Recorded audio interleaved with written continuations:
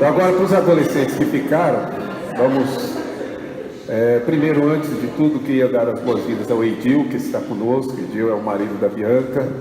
Queremos que você se sinta bem em nosso meio, ok? Sinta-se aí à vontade conosco. Prazer muito grande tê-lo aqui. Tá? E gostaria de convidá-los a abrir suas Bíblias no Salmo 115, por favor. Este salmo vai nos acompanhar neste acampamento. Então nós vamos ler repetidas vezes, tá bom? Salmo 115, por favor. Vamos ler este salmo, como a gente sempre faz, responsivamente, que vamos fazer essa leitura diversas vezes ao longo desse nosso período. Salmo 115 diz assim: Não a nós, Senhor, não a nós, mas ao teu nome da glória, por amor da tua misericórdia e da tua fidelidade.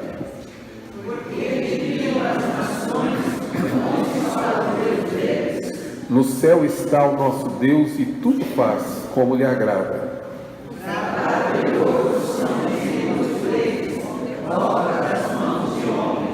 Tem boca e não falam, tem olhos e não veem. Tem ouvidos e não ouvem, tem nariz e não cheiram. Israel suas mãos não apalpam, seus pés não andam, som nenhum lhe sai da garganta. Tornem-se semelhantes a eles, os que o fazem, e quantos neles confiam.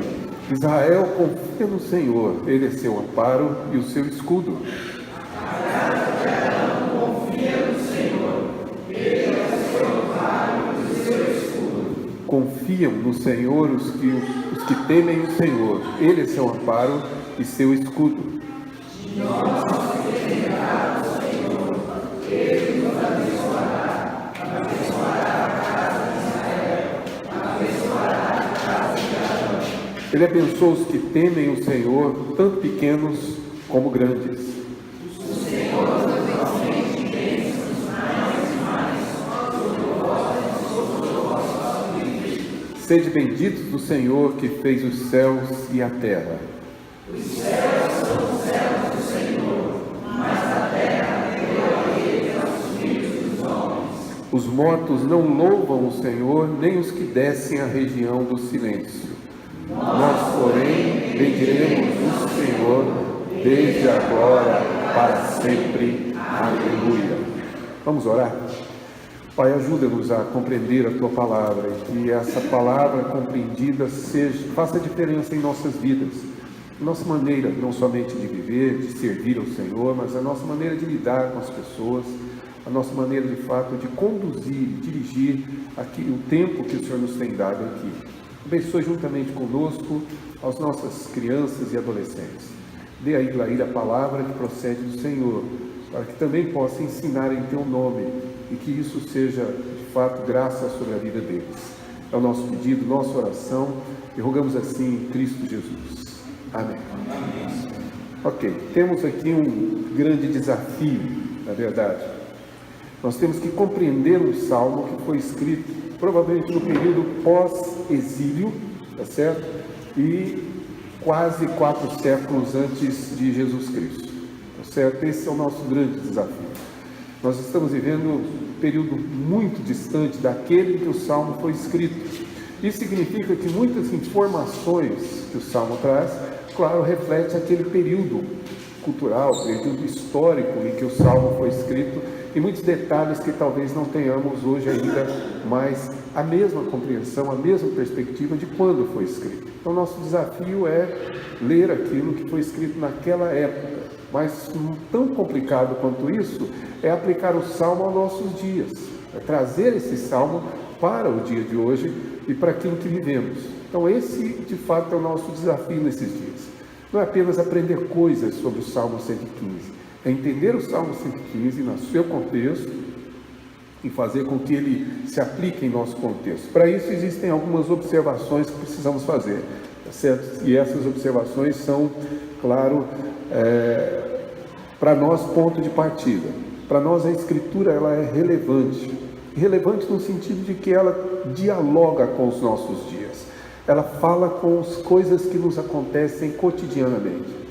Então, nós precisamos compreender essa relevância da Escritura. A Bíblia não pode ser para nós, e não deve ser, um livro religioso e que trata de assuntos religiosos. Ele trata de todos os aspectos daquilo que nós vivemos cotidianamente, daquilo que passamos, daquilo que, na verdade, estamos enfrentando, dos problemas mais íntimos que temos, até, claro, até os problemas mais coletivos que possuímos. Né? Agora há pouco ouvi uma reportagem sobre o nosso processo de reforma da Previdência. E para nós que nos confessamos cristãos, precisamos compreender que relação que existe entre a nossa fé, entre aquilo que cremos, e esses fatos que estão ocorrendo, claro, no nosso país. De que maneira isso se relaciona e de que maneira nós vamos nos posicionar à luz de tudo isso que acontece. Senão a Bíblia passa a ser um livro meramente religioso. É por isso que dizemos que ela é inerrante, porque cremos que é a palavra de Deus e por isso é perfeita e, claro, inspirada, como dizemos, e também dizemos que ela é normativa, ou seja, ela estabelece normas para a vida. A Bíblia ela foi escrita exatamente porque Deus nos orienta e nos revela a sua vontade de como devemos de fato nos conduzir. Está aqui.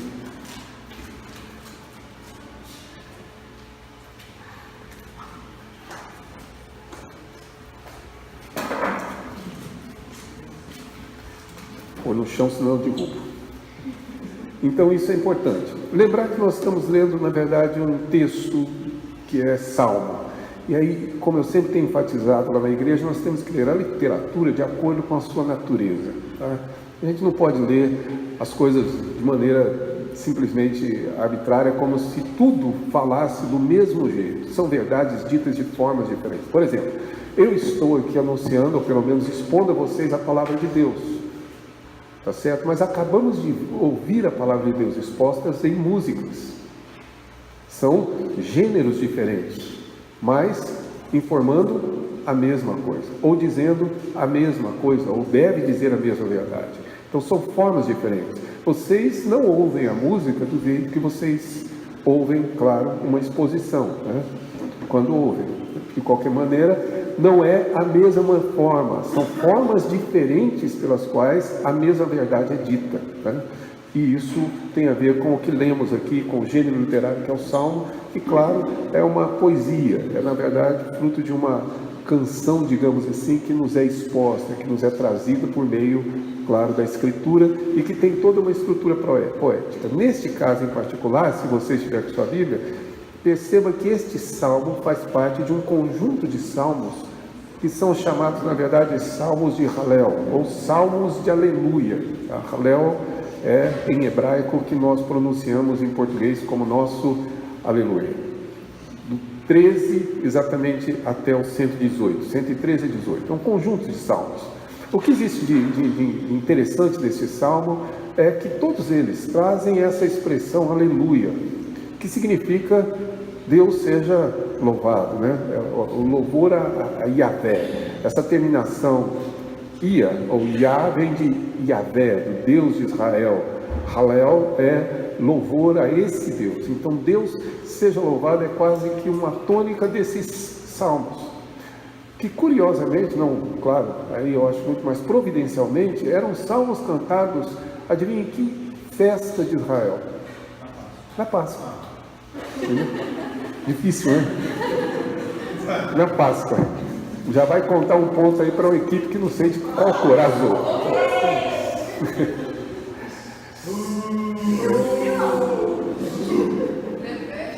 Salmo de Hallel, porque eles eram cantados na Páscoa, todos eles, e traziam exatamente esse conjunto de informações. Importante também é nós entendermos a estrutura que o salmista escreveu. Como é que essa poesia ou esses argumentos estão aí organizados? E ali você tem uma pequena ideia de como ele escreve. Tá? O salmo, claro, é uma aleluia, um louvor, e basicamente o tema é a quem, tá certo, deve ser e por que se deve louvar a essa pessoa ou a esse Deus. Essa é basicamente o tema que introduz o salmo. E você vai perceber que existe uma clara comparação sempre. O salmo ele faz essa comparação. Ele inicia assim: não a nós, mas ao teu nome da glória. Então não eu, mas o Senhor. E aí a comparação somos nós e Deus. E depois ele vai dizer os ídolos deles. E aí ele faz a comparação entre Deus e os ídolos, para fazer uma aplicação no final que tem a ver com confiança. Casa de Israel confia no Senhor, casa de Arão, né? Israel confia no Senhor, casa de Arão confia no Senhor, os que temem o Senhor confiam no Senhor. E ele vai trazer exatamente essa aplicação final. Então é essa estrutura pela qual nós devemos caminhar aqui nesses dias. Fundamental é entender que o Salmo lida com um problema humano, tá? E quando eu digo problema humano, não é um problema religioso, nem denominacional, mas um problema humano. E fazemos bem se encararmos isso como um problema nosso. Por que eu digo isso? Porque nós, evangélicos, trazemos conosco a ideia de que o pecado, ou pelo menos o problema da idolatria, não é um problema nosso. Afinal de contas, a nossa igreja não tem imagens. A nossa igreja não venera imagens. Então parece que esse salmo não foi escrito necessariamente contra nós, mas a nosso favor. Nós somos pródigos em tomar esse salmo e usar esse salmo para argumentar contra aqueles que porventura fazem algum tipo de adoração a imagens. Só que idolatria não é um problema deles, é um problema do ser humano, é um problema nosso. E por isso esse salmo é importante. É entender que a idolatria extravasa a ideia simplesmente de imagens. Tá? Idolatria é a raiz de nossos problemas. A raiz do pecado está exatamente ligado à idolatria. E entender isso é fundamental. Tá? Qual é a nossa grande luta? A nossa luta é exatamente essa.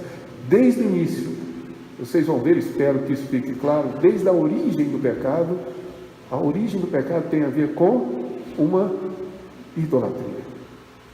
E é simples de compreender, mas para isso precisamos entender um pouquinho o que é idolatria. Algumas definições, tá certo? Só para compreendermos um pouco. Tá? A exposição do primeiro mandamento, segundo Martinho Lutero, quando Martinho Lutero escreveu, no catecismo dele, diz assim, que idolatria é tudo aquilo a que seu coração se apega e se entrega com fé, isso é seu Deus.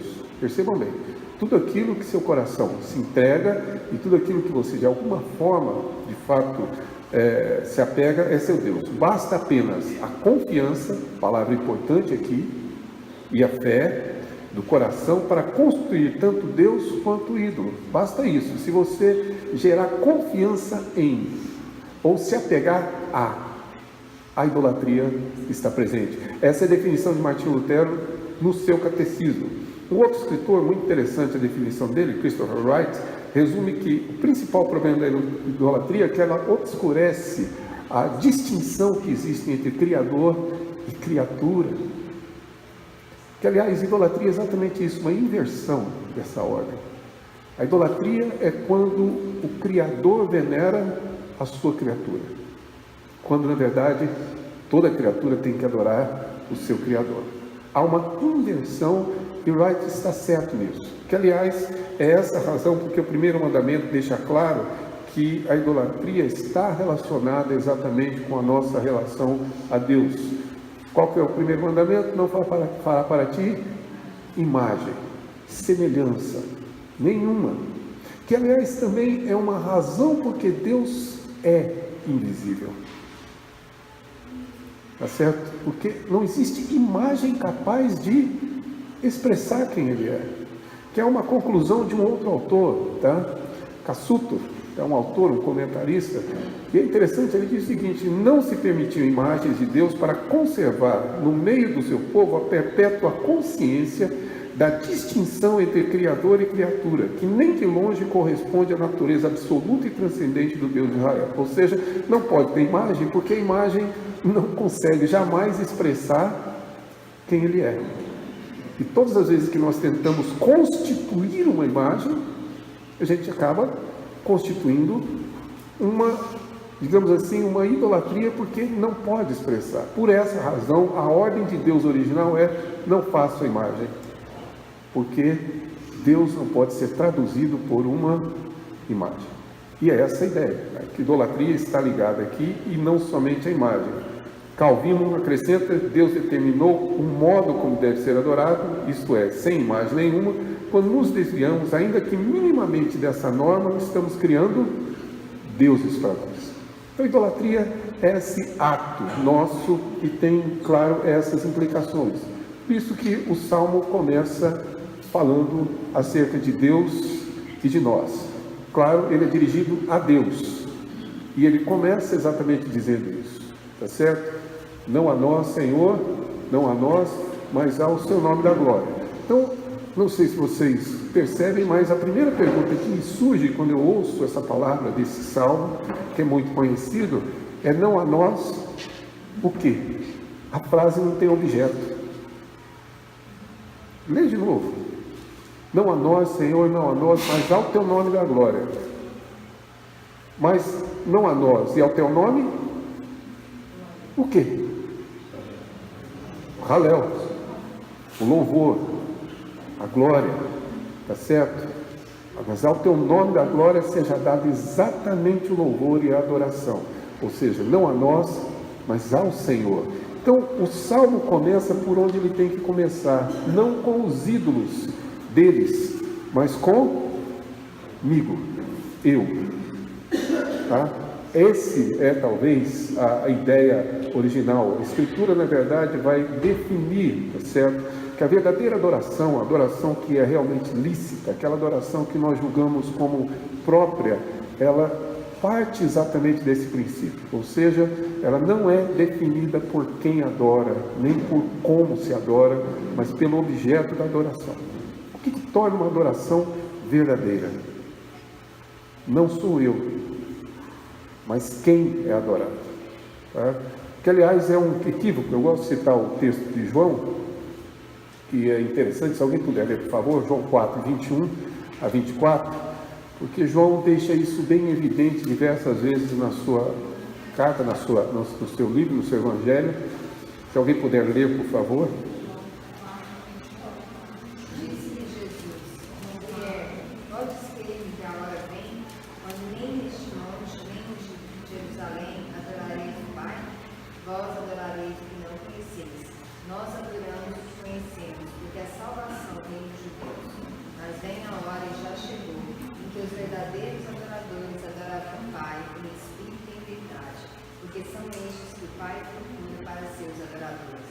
Deus é Espírito e importa que os seus adoradores o adorem em espírito e em verdade. Esse é, para mim, um problema da tradução. Não sei se vocês sabem, claro, sabem, a Escritura foi feita, naquela época não se tinha esse papel que a gente faz da celulose, então ele precisava ser feito e era escrito a partir de outros materiais. Né? Os próprios 10 mandamentos foram escritos em pedra, tá certo? Depois disso, claro, vão surgindo materiais. No período neotestamentário, eram, claro, rolos de couro que eram escritos sobre eles, tá? Eram grafados sobre eles. Ou então, papiros, que é feito de papel, de um vegetal, na verdade, uma planta, que eram constituídos sobre o que eles escreviam. Tá? Então, toda vez que se escrevia, não tinha espaço físico para separar palavras e nem para usar maiúsculo distinguindo de minúsculo, que é uma propriedade da nossa língua contemporânea. Então, era tudo escrito emendado e sempre ou em minúsculo ou totalmente em maiúsculo. Então, as palavras são todas elas misturadas. Quando você lê esse texto, por que eu estou dizendo isso? A sua Bíblia aí, provavelmente está traduzindo em espírito e em verdade, e em espírito em minúsculo. Tá certo?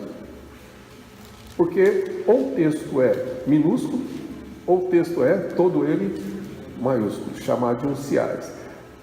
Mas ele vem, claro que é uma compreensão de quem traduziu. Ele está entendendo que está falando do nosso espírito. Por isso, Deus é espírito e por essa razão nós devemos adorar Deus em verdade. Como se isso ele estivesse referindo a nós. Mas existe um grupo de intérpretes, comentaristas, com os quais eu concordo, que diz, talvez, provavelmente não seja isso. Ao longo do Evangelho de João, João vai chamar Jesus, a Deus, ao Espírito Santo, na verdade, de Espírito da verdade. E você vai ver diversas vezes associado exatamente essa expressão. O Espírito da verdade que há de vos ensinar, etc. Ele te conduzirá ou conduzirá vocês a toda a verdade, etc. É provável que Jesus não estivesse se referindo ao meu Espírito, mas ao Espírito da verdade. E que, portanto, veja bem, para que eu possa adorá-lo corretamente, o que o Pai procura são esses adoradores, eles devem adorar não em espírito e em verdade, que a gente traduz como sinceridade, mas eles devem adorar por meio do Espírito da verdade, e que sem ele não é possível adorar a Deus. Isso tira o foco da minha adoração, para a minha dependência de Deus. Eu preciso de Deus, inclusive para adorá-lo, porque não sou capaz de fazê-lo corretamente. E sinceridade não torna a minha adoração perfeita, tá? Ela não valida a minha adoração, por duas razões. Uma delas, porque eu posso estar sinceramente enganado, tá? Dizem as pessoas, eu ouvi uma certa vez uma charge muito interessante, era um homem-bomba que estava dando aula, era uma escola de homens-bombas, né?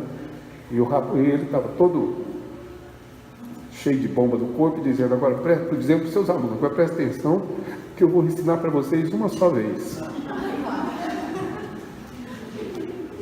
Um homem-bomba que se explode por amor do seu Deus, ele pode ser tudo, menos insincero, concorda? Sincero ele é, mas ele está sinceramente enganado. Portanto, sinceridade não é, na verdade, uma espécie de antídoto para o erro. Esse é o problema. Eu acho que se eu for sincero, então a minha adoração é verdadeira. Não é isso. É se eu adorar a Deus pelos meios que Deus instituiu, por meio do seu próprio Espírito, que, conforme Paulo vai dizer, intercede por nós com gemidos inexprimíveis, então Deus, na verdade, será adorado. Porque eu e você, em virtude da nossa idolatria e pecado, somos incapazes de adorar a Deus como Ele deve ser adorado. É importante compreender exatamente essa ideia que João nos traz, ou seja, a adoração implica na nossa plena dependência de Deus, e o que torna a minha adoração correta, verdadeira, é quem eu adoro, não necessariamente como eu adoro.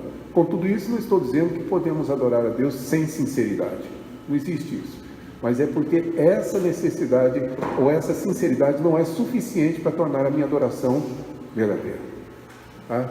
Podemos chorar, podemos nos alegrar, podemos cantar teologicamente correto, afinadamente correto, que é difícil, né, também. Podemos fazer um verdadeiro coral.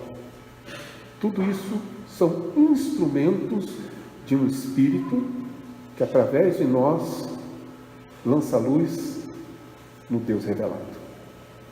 Senão, não é adoração. Então, nesse sentido, o Salmo começa corretamente, ou seja, a quem se deve dar a glória? Não a nós, mas ao Senhor, ou ao nome de sua glória, como dizem, mas a glória do teu nome, como dizem alguns dos escritores. Por isso que a adoração é muito mais do que uma liturgia, muito mais do que a cerimônia, tá? A adoração, de fato, implica muito mais do que temos alguns ritos. Cantar cânticos não é necessariamente adoração, é um instrumento de uma adoração. Tá? Adoração é exatamente o que a Escritura define como dedicação, serviço e confiança. Guardem essas palavras, porque é ela que vai definir se você é idólatra ou não. A quem você se dedica? A quem você serve? E em quem você confia é o seu Deus. E aí vamos ser francos, no final das contas a gente acaba tendo um panteão de deuses. Porque nós dedicamos a outros que não Ele. Nós servimos a outros que não Ele. E confiamos em outros que não somente Ele. E nesse conjunto é que na verdade se expressa se somos verdadeiramente adoradores ou não. A quem nos dedicamos, a esse adoramos. A quem servimos, são a esses que adoramos. E por isso nós precisamos corrigir a nossa visão limitada de idolatria. E é por isso que eu acho que o Salmo está correto. Ele começa exatamente assim: não a nós. Porque se eu servir a mim mesmo, se eu me dedicar a mim mesmo, e se eu confiar em mim mesmo, eu não passo de um idólatra como qualquer outro. É essa perspectiva de adoração que o texto nos mostra, ou seja, nós constituímos continuamente falsos deuses, a partir exatamente dessas nossas, digamos, muitas confianças, muitas dedicações, e muito serviço. Não é muito difícil saber isso. Basta observar como muitas vezes, mesmo sem ser imagens, mesmo sem ser ídolos constituídos de madeira, etc., algumas coisas me dominam. E só Deus pode me dominar. Se outro elemento domina a minha vida, a isso nós chamamos de idolatria, porque é a quem eu sirvo, a quem eu devo, na verdade, prestar serviço, me dedicar. E é nesse sentido que a idolatria precisa ser considerada. Por isso, dedicação tem a ver somente com o Senhor e não a nós. Tá? Claro, estamos nós já enfrentando, se não me engano, algumas dificuldades, porque a linguagem contemporânea é essa. É que você precisa se dedicar a você. Você tem que buscar o que é seu. Você tem que buscar aquilo que te diz respeito à sua felicidade, como se nós fôssemos, de fato, o algo maior da nossa própria existência.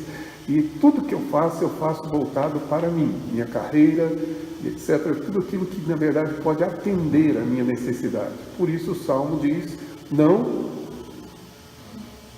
poderia ser não a mim, né? Não sou eu, não posso ser eu, mas o próprio Deus. Certo? Por que tem que ser assim? E a resposta está no Salmo. Não a nós, Senhor, não a nós, mas ao teu nome a glória, e aí está a causa, a tua misericórdia e a tua fidelidade. Duas palavras importantes. Em hebraico, Hesed e Emet. Tá? Não aprender nada, pelo menos duas palavras em hebraico vocês levam para casa.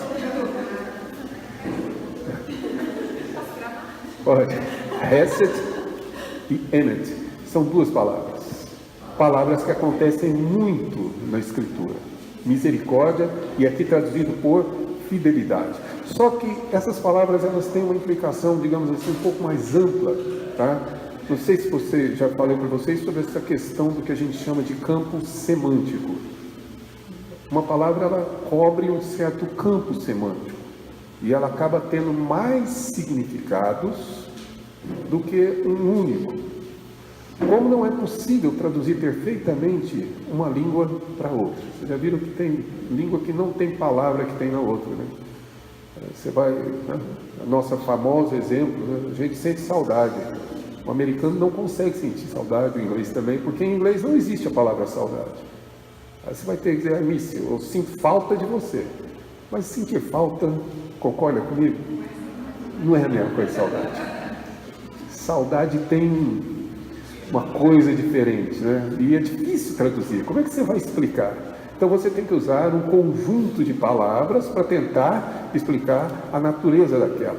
Isso é verdade também da relação da Escritura para o nosso português. Ele não consegue traduzir perfeitamente tudo que a Escritura traz. A palavra Hesed, que nós traduzimos aqui por misericórdia, é às vezes traduzido como graça e às vezes traduzido como amor. Tá?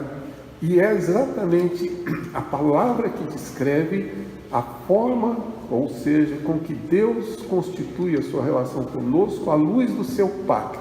Então, a palavra que tem origem na aliança de Deus conosco, mas ela é abrangente, ela é misericórdia, porque de alguma forma é o amor de Deus por pessoas que não podem lhe oferecer absolutamente nada em troca. Ela é graça, porque na verdade é um favor imerecido, nós não merecemos e ela concede, tá certo? E ela é amor, porque diz respeito a essa relação que Deus mantém conosco. Aí vocês concordam comigo que não tem como achar uma única palavra para traduzir tudo isso. Então a Bíblia vai traduzindo em um lugar e em outro por palavras diferentes, mas a nossa compreensão é que Hesed inclui tudo isso. Então, por amor a essa misericórdia, por amor à graça e por amor ao amor dele, é que ele deve ser adorado e não eu. Essa é a argumentação do salmista. Não sou eu, porque eu dependo da misericórdia de Deus, eu dependo da sua graça e eu dependo do seu amor. Tem uma semana, né? Vai fazer uma semana. Isso. Amanhã, hoje é sexta, tá? Não é Natal, é Páscoa. Estou me convencendo disso. Não, mas amanhã é sábado. E vai fazer uma semana que nós tivemos em um encontro, né? Muito bacana, muito interessante. Nós temos um projeto social e fomos ouvir algumas pessoas falarem e se apresentarem e descrever, né? Foi uma sessão de lágrimas para eles e para nós, jovens que fazem um curso de Direito no Mackenzie, que estão sendo incluídos no projeto social que o meu setor trabalha com eles, e eles foram lá dar testemunho. Vocês devem conhecer muitas histórias semelhantes, mas coisa de cortar o coração, tá?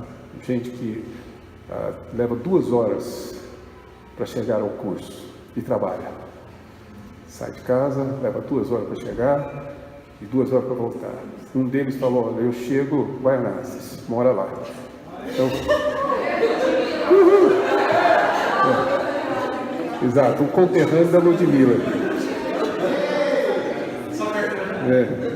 Então, todos os dias ele passa lá na alfândega com o passaporte, né? Isso. Mas ele disse que ele chega em casa todos os dias por volta de 1h da manhã.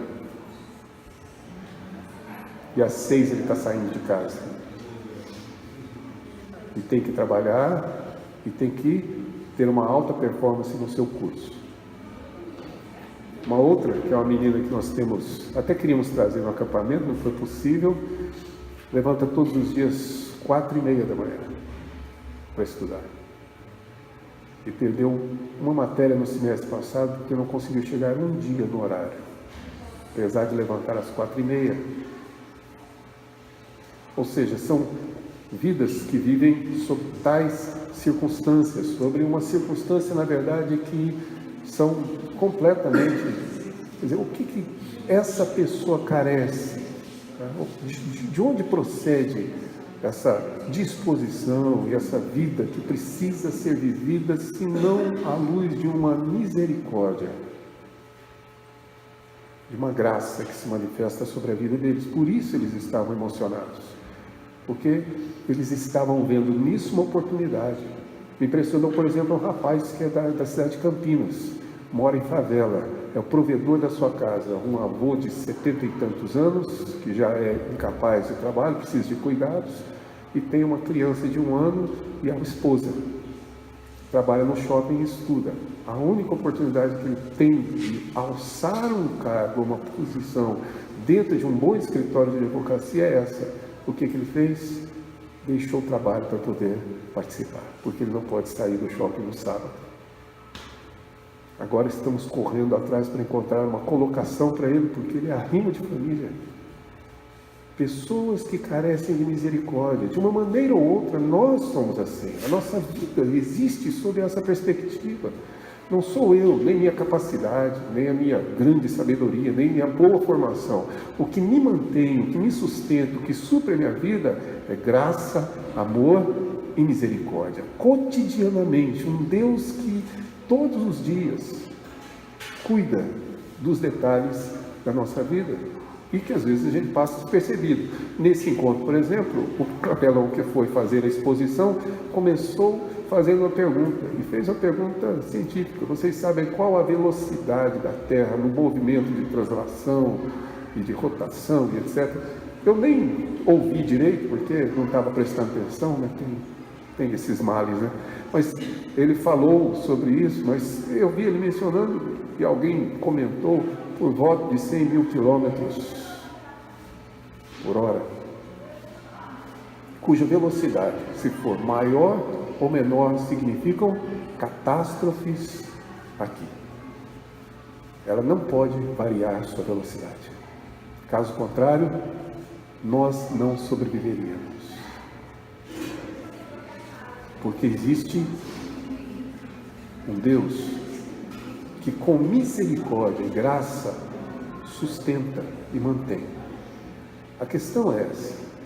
É a ideia simples de que nós vivemos sob essa misericórdia. Então a adoração, ela se justifica por amor a essa graça, por esse hesed de Deus, que mantém a humanidade, que preserva as condições, e ainda que ocorram certas catástrofes humanas ou mesmo naturais, o mundo inteiro está sob domínio.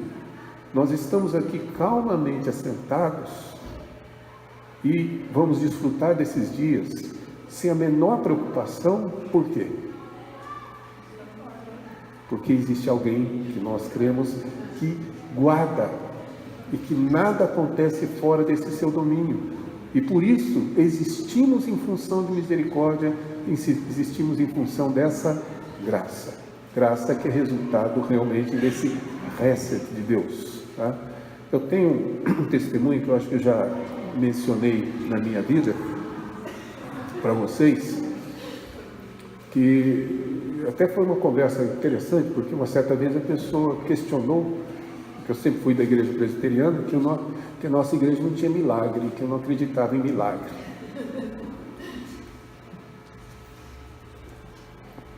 Então eu contei a ele a minha história.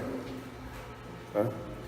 Por volta de 2 anos de idade, meu irmão mais novo não havia nascido ainda, que vem depois de mim. Sou 2 anos mais velho que ele. E brincando com uma outra criança, brincadeira de criança no chão, bebendo água no mesmo copo, naquela grande cidade chamada Cuiabá, ainda mais naquela época, eu contraí daquela criança difteria. Naquela época eu não chamava difteria, croup, não era isso? Era croup, mas na verdade a doença é uma difteria, que se aloja em lugares diferentes do corpo, pode ser no intestino, etc. No meu caso, no coração. Gerou uma miocardite, uma infecção do miocárdio. Semanas internado, já sem forças físicas, por causa do problema cardíaco. O médico chamou os meus pais, pediu aos meus pais que me levassem para casa do hospital, para que eu pudesse morrer junto com a família, porque não havia recurso em Cuiabá. Minha mãe, como qualquer mulher, e veja bem, naquela época, ninguém na minha casa era evangélico ou, digamos assim, protestante ou coisa dessa natureza, mas minha mãe, desesperada, perguntou qual era o recurso para poder fazer com que seu filho se mantivesse vivo. E a resposta do médico: ele precisa, alguns aqui vão rir, mas ele precisa de um pulmão de aço. Lembra-se do pulmão de aço? Respirador artificial. Antigamente se chamava pulmão de aço. E aí, onde tem? Só em uma cidade vizinha, não tão vizinha assim, Campo Grande, Mato Grosso, hoje Mato Grosso do Sul. Então ela disse: eu vou levá-lo para lá. Meu pai ainda tentou argumentar, mas meu avô foi taxativo: se ela quer levar, ela vai levar. E fomos para o aeroporto. Imagina, Cuiabá, década de 60, o aeroporto, que era maravilha, era um campo de pouso que existia na cidade vizinha, que hoje é um aeroporto de verdade. E vamos ver, 2 voos para Campo Grande, um voo direto, que era o primeiro, e um outro voo em escala, todos os 2 lotados. Minha mãe fez uma oração a um Deus que ela não conhecia, a um Deus que ela não servia, a um Deus que ela não temia, mas pediu. Primeiro voo pousou, Se tivesse uma vaga, seria minha. O voo direto não teve nenhuma vaga. Pousou e decolou e eu fiquei. Segundo voo, pousou. Uma desistência. Um voo em escala. Chegamos a Campo Grande. Passado o risco de morte, o médico chamou a minha mãe e perguntou: você acredita em Deus? Pois se vocês tivessem vindo no voo direto, o coração dele não teria resistido. Só resistiu porque foi em escala. Cada vez que o avião pousava, aliviava o coração e ele ganhava força para mais adiante. Mas tem um problema. Ele vai ter problema cardíaco e vocês precisam acompanhá-lo, porque essa é a condição que ele terá. Bom, já tive problema de outras ordens, mas cardíaco, nunca. O problema é que quando a minha mãe orou, ela disse: Senhor, eu não quero que o Senhor salve para mim, mas quero que o Senhor salve para o Senhor. Eu estou entregando ao Senhor. Eu acredito até hoje que essa é uma das razões porque eu sou pastor. Porque eu fui entregue lá para uma mulher que não conhecia Deus. Você pode chamar isso do que for. Eu chamo de Hesed. Um Deus de misericórdia, um Deus de graça. E por amor a esse cuidado invisível, esse cuidado anônimo, esse cuidado que não percebemos, que nos trouxe de São Paulo até aqui em segurança, sem que nada tivesse acontecido, por amor a isso, não a mim, mas toda adoração, todo serviço, toda dedicação, toda confiança deve ser depositada nele. Isso, na verdade, ou qualquer atitude diferente dessa, se torna idolatria. Hesed e Emet. E aí a verdade ou a fidelidade tem uma outra característica. Por exemplo, Salmo 138, 2, está escrito lá: prostrar-me-ei para o teu santo templo e louvarei o teu nome por causa da tua misericórdia e da tua... Porque Emet é fidelidade e Emet é também verdade. São, como eu disse, uma palavra que tem uma implicação. E aqui está falando da maneira como Deus age em relação a si mesmo. O autor de Hebreus tem uma boa palavra sobre isso. Ele diz que, na verdade, Deus, não tendo por quem jurar, jurou por si mesmo. Tá certo? Paulo tem uma palavra também interessante sobre isso, dizendo que se nós o negarmos, ele nos negará. Mas Paulo acrescenta: mas se nós formos infiéis, Deus permanece fiel, porque ele não pode negar a si mesmo. Há uma natureza de Deus que é a natureza da sua fidelidade. Deus é fiel. A palavra dele não muda. A imutabilidade de Deus é que está contida aqui. Eu não sei se você concorda comigo, mas toda a segurança que temos é porque Deus é imutável. Deus não muda. E é o que nos dá segurança. Imagine adorar uma divindade que acorda como alguns irmãos acordaram hoje cedo. Aí você vai orar para ele e ele está de mau humor. Você pega, já começa assim, você fala: bom dia.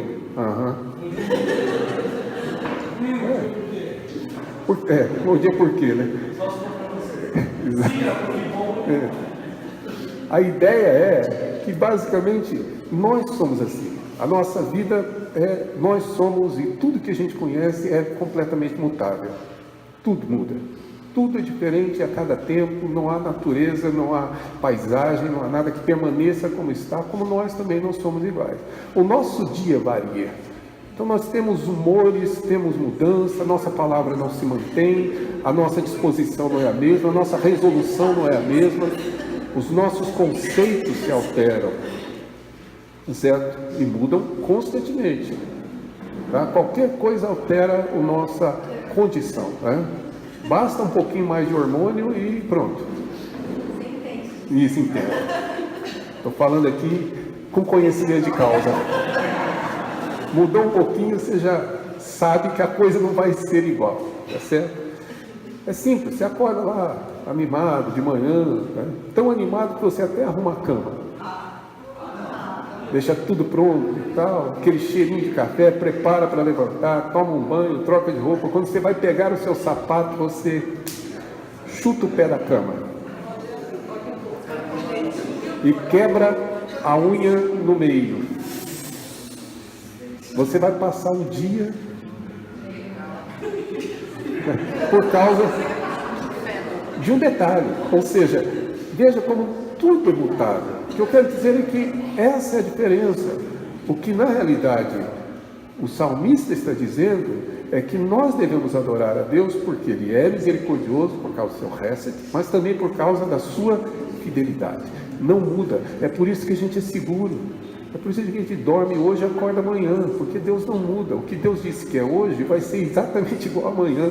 Ele mantém exatamente as coisas da maneira como Ele prometeu, como Ele disse. Ele não muda, não altera. E essa imutabilidade de Deus, também chamada de verdade, também chamada de fidelidade, é que nos garante essa nossa tranquilidade.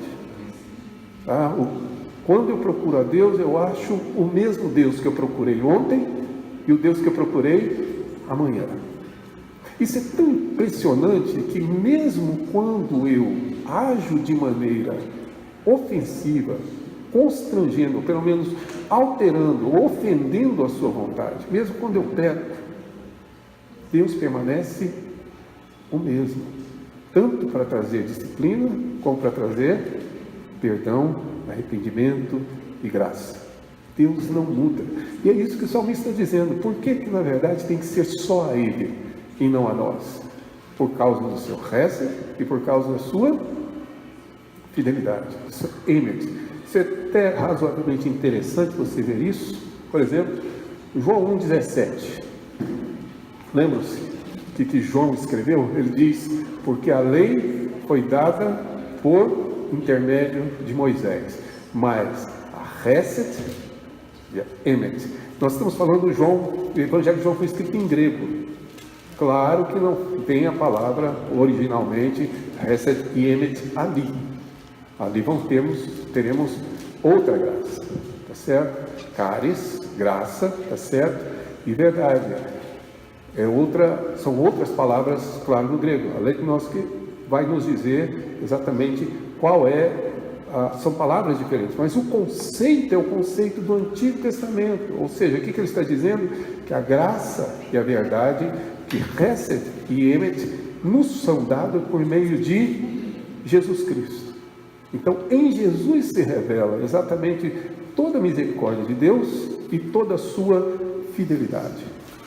Exatamente essa característica que nutre o povo do Antigo Testamento, que traz essa confiança, ela agora nos é exposta. Tanto que o verso 18, que acompanha logo depois do verso 17, diz que ninguém jamais viu a Deus, mas o Filho de Deus é quem o revelou. E traz a nós, então, a realidade da misericórdia e da fidelidade.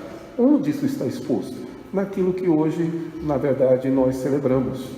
Todos nós somos cristãos que gostamos e devemos fazer realmente na celebração da Páscoa.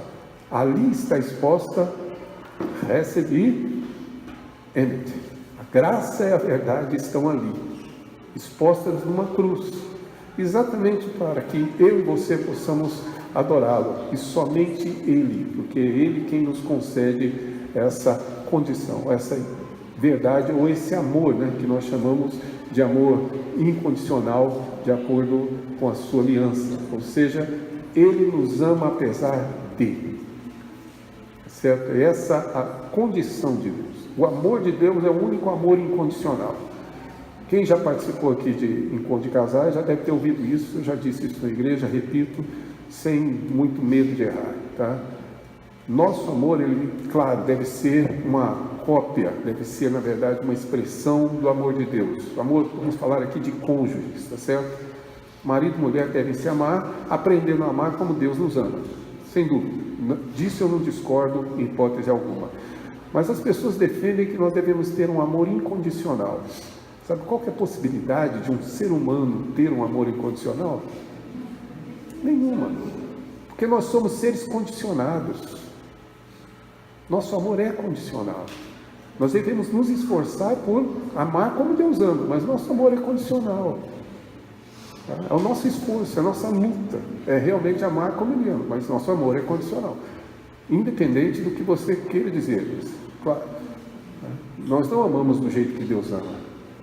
Nós não amamos porque a pessoa não tem absolutamente nada para me oferecer, não me acrescenta em nada, depende totalmente de mim, tá certo? Não me ama, não quer a minha companhia, não gosta de mim, do jeito que eu sou, e aí eu peço em casamento. Acontece isso? Impossível, né? A pessoa se aproxima, não gosta de você, tá? Acho que você é feio pra caramba, tem nada em você que me atrai, não preciso de você, você não tem nada para oferecer. Então, o que você está me pedindo para casar comigo, né? Parece uma amiga de Eliane que disse que terminou um relacionamento e falou para mim: não é possível eu ficar com um homem desse, aí está quase chegando à meia-idade, não tem nem onde morar, mesmo depois da minha casa, minha vida, não tem uma casinha para morar. A gente só se relaciona quando existe uma troca, quando existe alguma coisa que realmente pode nos atrair. Percebem isso? Isso é amor condicional, porque é impossível para nós, mesmo com os nossos filhos, tá certo? Nós que somos pais, nós amamos nossos filhos, mas nosso amor não é incondicional, assim como o amor do filho pelo pai não é incondicional, ele exige condições. O filho não irá amar o pai apesar de tudo que o pai faça contra ele. Concorda? Há um momento em que a gente desliga. Há um momento que chega ao limite e você diz: chega. Isso é verdade em tudo. É verdade nas amizades, é verdade em todos os relacionamentos. Há uma hora que chega e você diz: chega. Há um momento que não dá mais. É esse, digamos, situação que mostra que o nosso amor é completamente condicional. Deus nos ama incondicionalmente. Esse resto de Deus é apesar de. E depois de ter feito tudo que fizemos, tá? A gente chega na igreja domingo e diz: Senhor, me perdoe. Ele nos ama do mesmo jeito, da mesma forma. Nos ama tanto que fala: eu te perdoo. Mas você precisa aprender uma lição para você não fazer isso de novo. E eu vou fazer isso por amor a você. Aprenda, que é para o seu bem. Note que esse amor de Deus é um amor incondicional. O nosso é completamente condicional.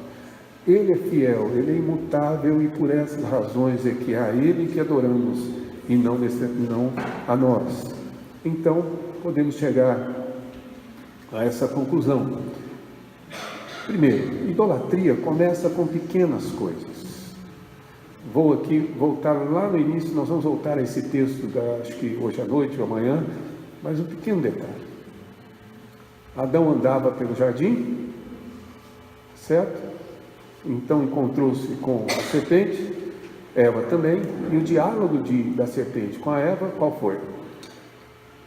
Foi assim que disse Deus: vocês não podem comer, né, da árvore? Não, Deus não disse isso. Deus disse que a gente pode comer de toda a árvore. Agora, dessa aqui a gente não pode tocar nela. Não é verdade. Deus disse que eles não podiam comer, não falou que não podia tocar. Mas de qualquer maneira, Eva disse assim. E então a serpente disse: mas é claro que Deus não quer que vocês comam, porque se vocês comerem, vocês serão... Eis a idolatria. Eu quero ser Deus. Por isso que o Salmo começa dizendo: não a nós, porque eu e você queremos ser Deus. Quero que me sirvam.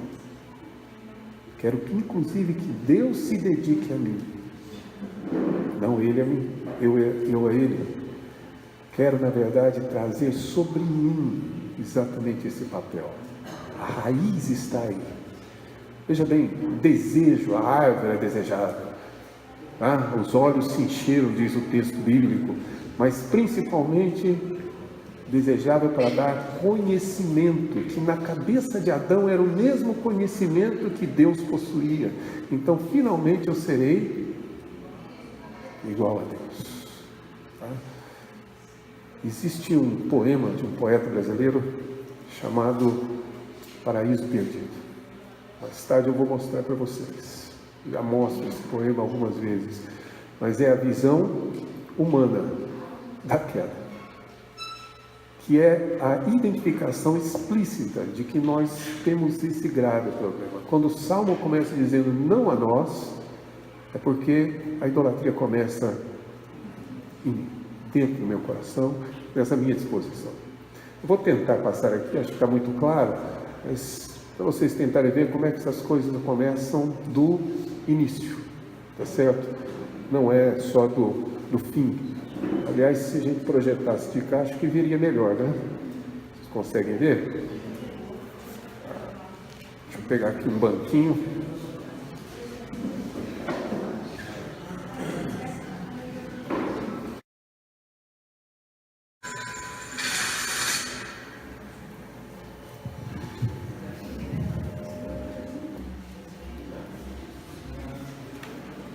Sem problema, depois eu mostro à noite novamente. A ideia é simplesmente de que as coisas começam muito pequenas.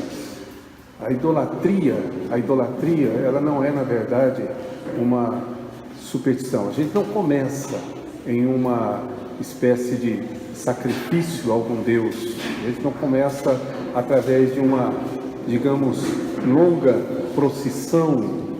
Não é essa a ideia. A ideia é de que a idolatria começa com pequenos detalhes da vida e particularmente quando nós nos colocamos na condição que é naturalmente de Deus. Então o cuidado é o cuidado que devemos ter, ou seja, qual a conclusão devemos chegar? É que o Salmo 115, ele nos diz que toda adoração, todo louvor pertence ao Senhor. E a adoração é exatamente o que a quem nós nos dedicamos, a quem servimos e em quem confiamos. Então, nós precisamos ponderar intimamente em quem eu creio, em quem eu confesso, a quem eu sirvo, a quem eu me dedico ou a que me dedico e em que eu me confio, para saber aonde está de fato a minha idolatria. Ela existe e, portanto, nós não podemos abster-nos como se na realidade não tivéssemos nós que enfrentar o grave problema da idolatria. Então o Salmo 115 nos é muito importante. Ele não é um salmo para ser usado como argumento contra os outros. É um salmo que deve ser usado como um alerta a mim, olhar para a minha vida e ter esse cuidado, essa dedicação exclusiva a Deus. O problema é que nós costumeiramente transferimos a confiança que deveríamos ter em Deus, às vezes eu tenho em mim mesmo, ou eu tenho em algumas coisas. Amanhã vai correr a Mega Sena de 60 milhões, e tem gente que acha que ganhar ali é a solução de todos os seus problemas, e aí ele confia nisso, e não em Deus. É essa a ideia de que em quem eu confio, a quem eu dedico a minha vida, o meu tempo e aquilo que eu faço, o que eu estudo, isso é o meu Deus. E é nessa preocupação que nós precisamos repetir as palavras dos Salmos. Não a nós, Senhor, mas o louvor seja ao nome da Tua glória, por amor da Tua misericórdia, desse récep de Deus, por amor à Tua fidelidade, o teu êmete, porque o Senhor não muda e porque o Senhor é um Deus de graça, de misericórdia, e por essa razão que toda glória deve ser dada ao seu nome e não a mim, não eu, mas o Senhor, não as minhas coisas, mas as tuas, não a minha vontade, mas a tua vontade. Tá? Salmo conhecido de todo mundo, todos conhecem e citam esse salmo. O salmo diz: agrada-te do Senhor. Percebam, muito cuidado ao citar esse salmo. A gente cita texto às vezes meio equivocado, tá? A nossa tradução está correta, somos nós que citamos errado. Eu vejo muita gente dizer o seguinte: tudo me é lícito, mas nem tudo me convém, não é isso? Não é assim que está escrito lá. Tudo me é lícito, mas nem tudo convém, não tem um meio. Portanto, as coisas não são convenientes a mim. Ali a conveniência é a conveniência de Deus. Tudo me é lícito, mas nem tudo convém ao Senhor. Então não é questão de conveniência pessoal. Este texto do Salmo sofre do mesmo mal. Diz: agrada-te do Senhor. Não é agrada ao Senhor e Ele satisfará os desejos do teu coração. Deus não faz troca conosco. Deus não faz um câmbio, trocando real por grana, né? Deus não faz Deus não tem esse comportamento. Você me agrada, tá bom? Você me agrada e eu te agrado. Eu vou fazer no seu coração o que é. O que Deus diz é diferente. O que Deus diz é diferente. Agrada-te de mim, das minhas coisas, e quando você se agradar das minhas coisas, o teu coração vai estar satisfeito. É simples assim. Por quê? Porque as minhas coisas é o que eu vou fazer mesmo. E aí você vai estar feliz da vida, porque a sua vontade vai ser feita. Olha que bacana. Mas você precisa se agradar de mim, das minhas coisas e das minhas verdades. É esse o princípio de Deus. Por isso não é a nós, mas a Deus. Para resumir, nós vamos passar aqui esses dias todos. A quem você vai dedicar esses dias? A quem você vai dedicar a sua diversão, seu descanso, seu entretenimento, sua alegria? A quem você vai oferecer isso?